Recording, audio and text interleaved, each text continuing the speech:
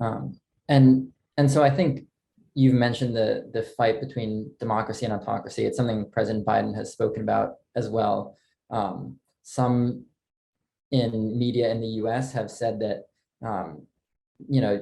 Ukraine is not a democracy. How do you respond to claims like that? Well, that's absurd. I think that plays well into Russian propaganda. I think everyone who mentioned this, especially some folks from one particular network, they play into the Russian narrative. Ukraine is a democracy. We have free elections. We have freedom of the press.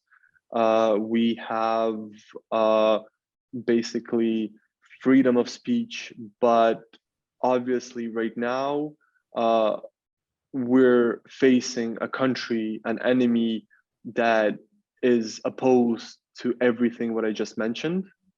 And so many in Ukraine feel that we're not only fighting for Ukraine, for our country, but we are fighting for our way of life. We are fighting for the whole idea that a person can decide his own future. And that's why I think that the world has to support Ukraine right now.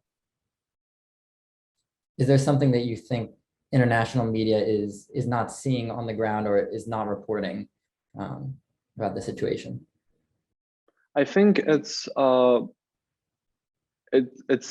must for foreign media to talk, to interview to local residents, to people on the ground, to those who have been living with Russia as a neighbor for their whole life, who witnessed war for the past 8 years.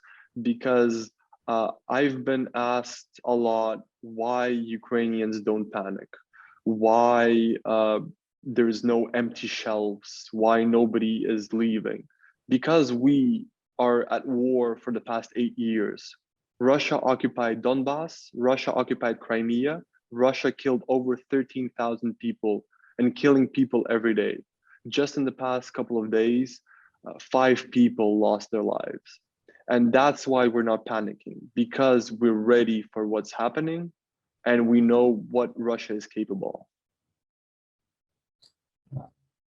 Is there anything else that that you think, especially an American audience who's going to be listening to this should know? I think the most important message here to the American audience is that the US often says that it fights for democracy, it fights for freedom, it supports those who are oppressed.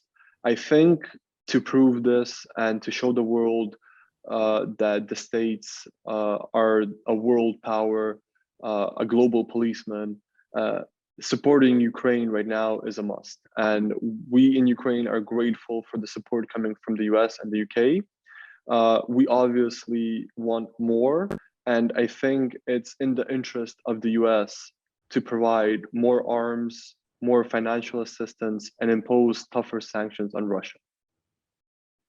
Great. I think that was all I have, unless there's something else that you'd like to add. No, I think I said everything I know on this moment. Great.